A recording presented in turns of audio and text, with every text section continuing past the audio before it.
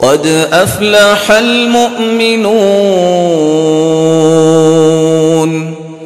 الذين هم في صلاتهم خاشعون والذين هم عن اللغو معرضون والذين هم للزكاة فاعلون والذين هم لفروجهم حافظون. فلا پاکے ہیں وہ مومن جن کی نمازوں میں خشوع ہے. اور ساتھ اللہ نے 1 سے 2 3 4 باتیں بتا دی کہ اگر کوئی شخص چاہتا ہے کہ خشوع مجھے مل جائے، سب سے پہلا قاعدہ وہ اختیار کرے کہ میں نے لغویات سے اپنے آپ کو بچانا ہے، میں نے اپنی ذمہ داریوں کو ادا کرنا ہے. اپنے مال کی برکت، مال کی پاکیزگی، سوچ میں برکت، سوچ کی پاکیزگی اس وقت تک ممکن نہیں جب تک میرے مال کی زکوٰۃ ادا نہیں ہوگی.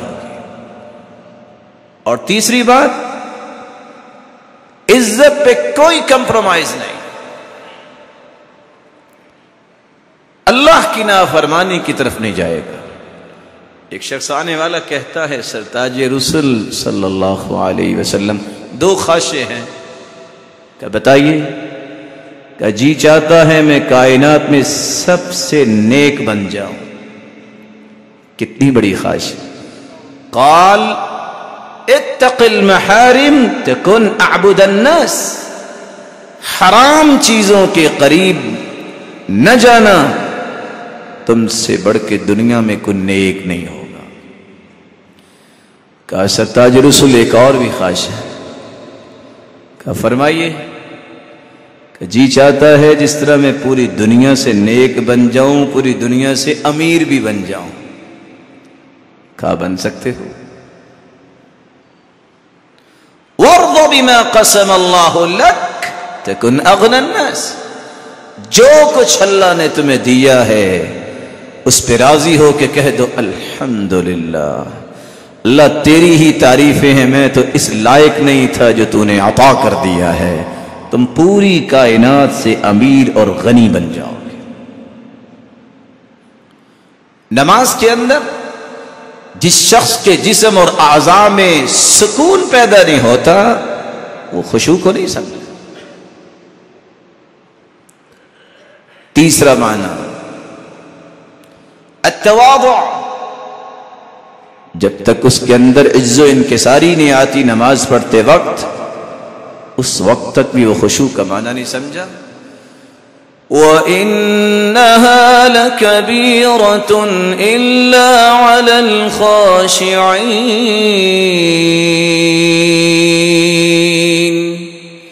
یہ نماز بھاری اور بوجھل کن پہ ہوتی ہے؟ سوائے ان کے جو خشوع اختیار کرنے والے ہیں، جو لوگ تواضع اختیار کرنے والے ہیں، رب کو اپنا رب مان کے اپنی کوئی حیثیت نہیں سمجھتے، اللہ تعالیٰ ان پہ پھر یہ نماز ہلکی کر دیتے ہیں. اور سچ کہا امام ابن القیم رحمۃ اللہ علیہ نے، جس شخص پہ عبادات بھاری اور بوجھل ہو جائیں اس شخص نے اپنے آپ کو اللہ کے ہاں ہلکا کر لیا ہے. اور جس شخص کے ہاں عبادات آسان ہو جائیں، ہلکی ہو جائیں، اس سے قیمتی اور بلند و بالا مقام والا انسان اللہ کے ہاں ہے ہی کوئی نہیں.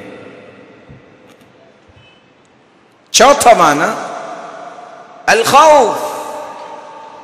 جب تک دل میں خوف نہیں اس وقت تک خشوع نہیں آتا. وَيَدْعُونَنَا رَغَبًا وَرَهَبًا وَكَانُوا لَنَا خَاشِعِينَ.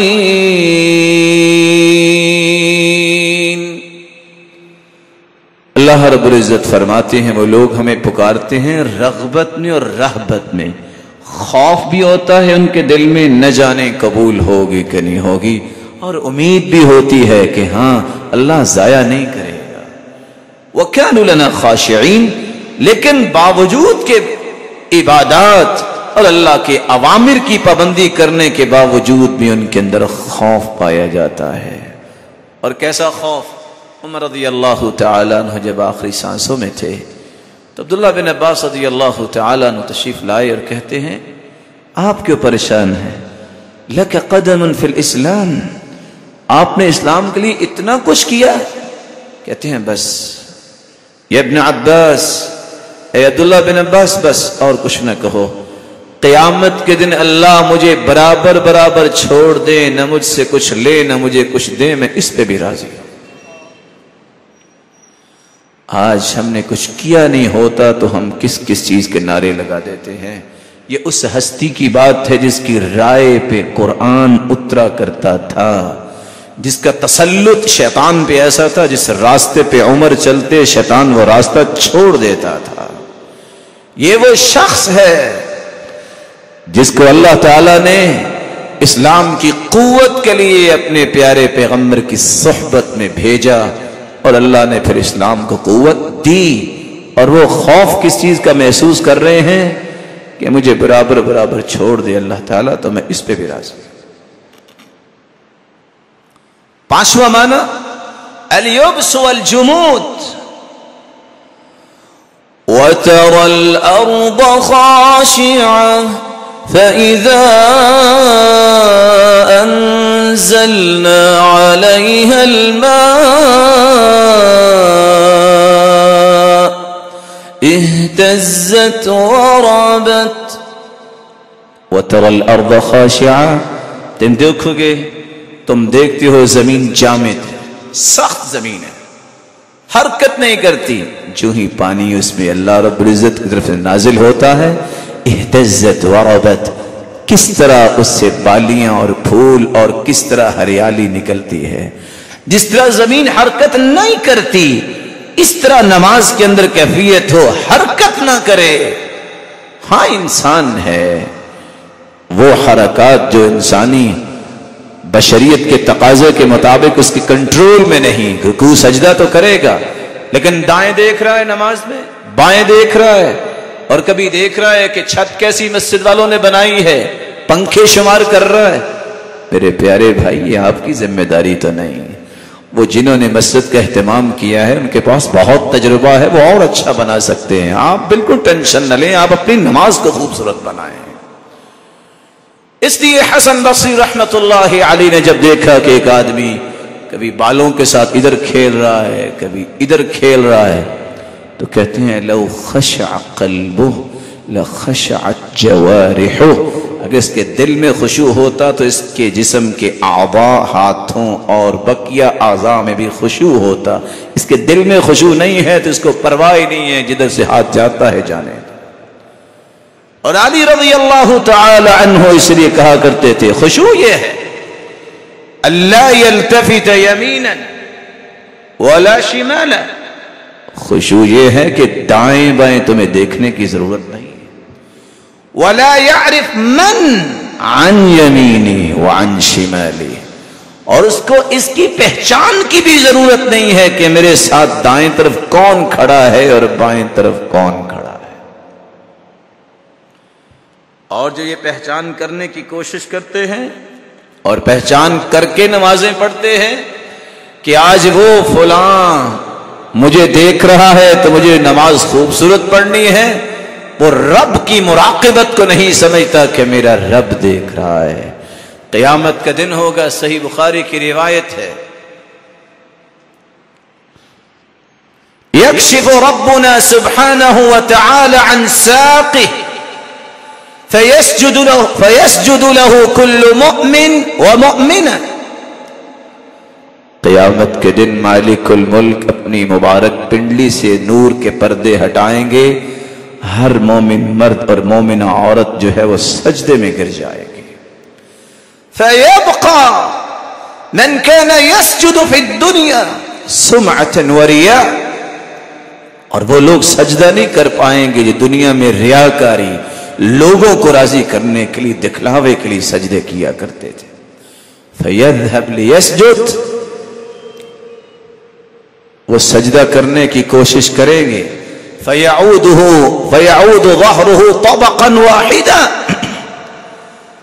خر على قفاه. سجدہ کرنا چاہیں گے بھی کمر تختہ بن جائے گی، آگے نہیں پچھلی طرف گر جائیں گے.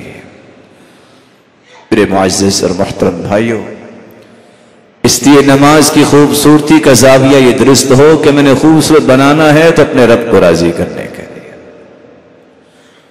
اس لیے رسول اللہ صلی اللہ علیہ وسلم نے فرمایا تھا، شداد بن اوس رضی اللہ عنہ ارضاہ بیان کرتے ہیں، ان اول ما يرفع من الناس الخشوع. لوگوں سب سے پہلے جس نعمت کو اٹھا لیا جائے گا وہ خشوع کی نعمت ہوگی.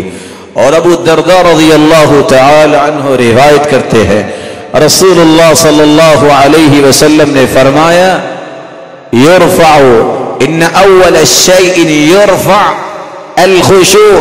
سب سے پہلے اس امت سے خشوع اٹھا لیا جائے گا. حتی لا ترى فیہا خاشعا. تمہیں خشوع اختیار کرنے والا ڈھونڈنے سے نہیں ملے گا.